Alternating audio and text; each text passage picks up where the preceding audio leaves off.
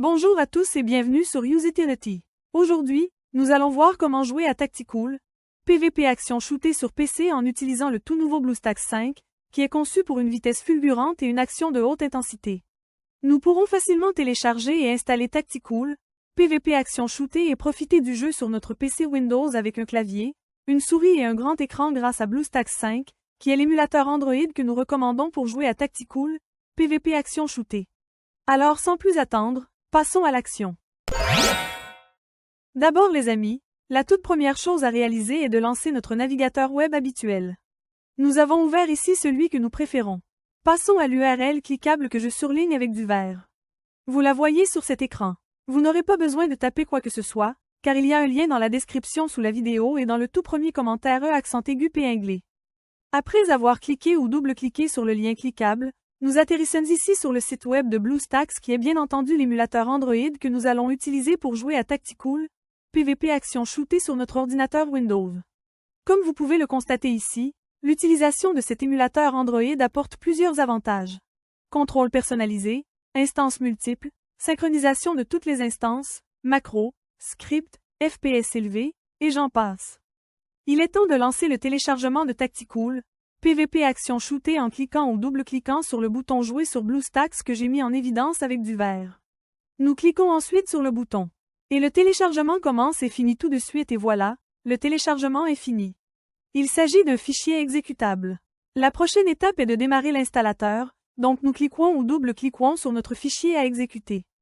Si nous avons un ordinateur fonctionnant sous Windows 10, il nous sera demandé l'autorisation d'apporter des modifications au système. Nous devons accepter. Je minimise mon navigateur pour bien mieux voir l'installateur. Le logiciel d'installation est très basique. Il ne comprend que deux choix. Installer et configurer le chemin. Je vous explique à quoi sert configurer le chemin. Il suffit de cliquer dessus. Alors nous constatons que nous avons ici accès au chemin où l'émulateur Android sera situé après installation. Si nous désirons modifier ce répertoire, nous devons cliquer sur le bouton, sélectionner le chemin, et nous optons pour un autre dossier et installons l'émulateur où nous voulons. Je vais le laisser par défaut. Je double-clique sur Retour. Et je peux cliquer sur Installer. Voilà, c'est parti. L'install a démarré et à partir de là elle va effectuer le téléchargement de ces mégas que vous remarquez à l'écran. Au moment où vous le téléchargerez, il peut y avoir plus ou moins de mégaoctets, c'est normal. La vitesse de téléchargement peut être plus ou moins rapide, en fonction de la qualité de Internet et de la vitesse des serveurs de notre émulateur Android. J'ai de la chance, là, cela va très vite. Le téléchargement est terminé, et on passe maintenant à la phase d'installation. Avec BlueStacks 5, vous pouvez même réduire l'utilisation de la RAM en un seul clic. C'est particulièrement utile si vous rencontrez des problèmes de performance. En outre, vous pouvez activer le mode écho pour profiter d'une utilisation du CPU réduite de 87%, d'une utilisation du GPU réduite de 97% et d'un multitâche plus facile.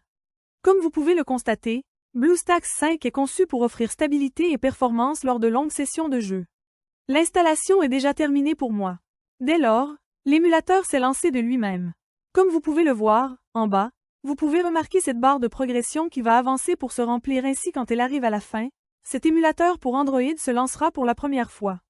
En fait, l'émulateur pour Android a déjà été démarré, le voici pour la toute première fois.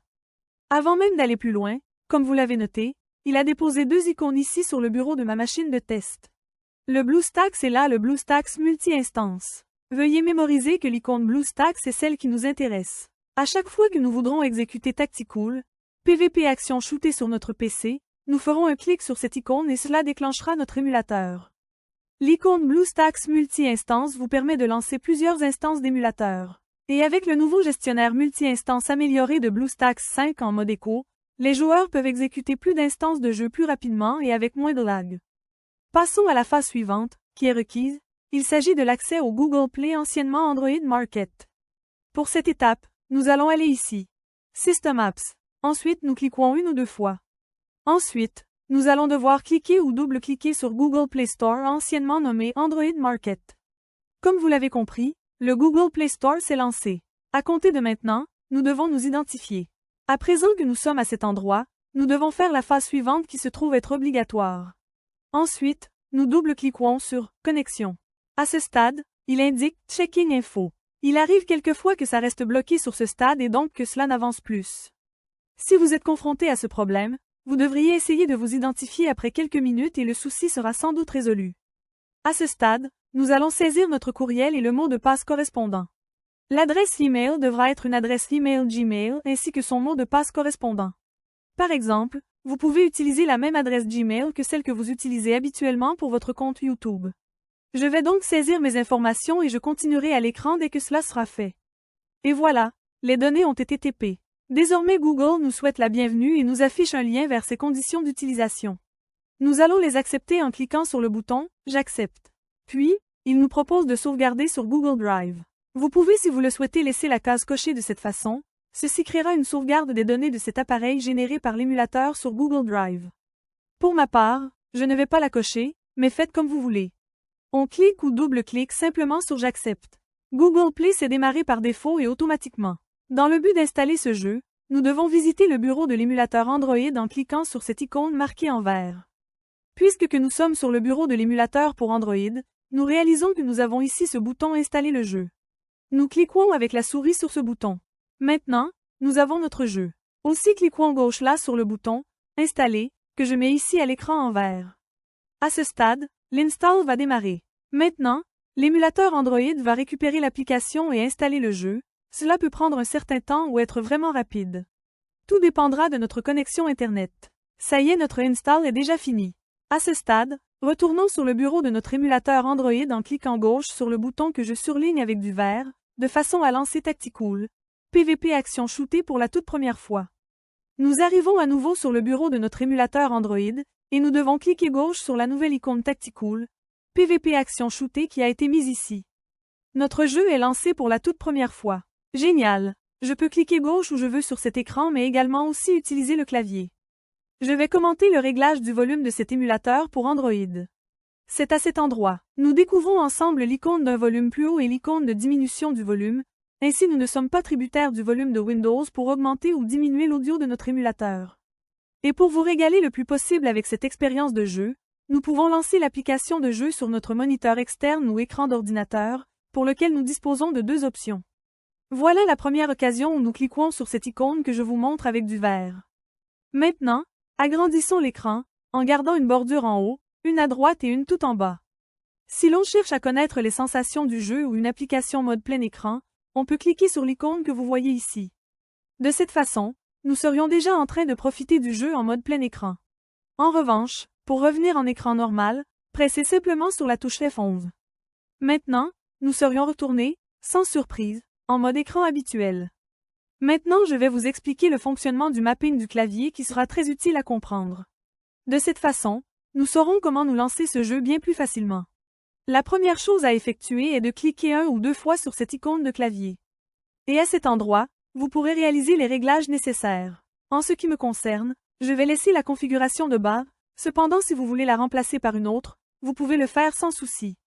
Comme vous pouvez le constater, notre émulateur est totalement localisé dans notre langue. Pourtant, il arrive de temps en temps que l'émulateur Android soit lancé dans une toute autre langue, par exemple en chinois. Alors pour le mettre dans notre langue, nous nous retournons à cet endroit sur la célèbre roue dentée. Après ici, dans Autres paramètres, nous cliquons sur le menu déroulant « Langue ». Nous devons bien entendu choisir la langue que nous parlons.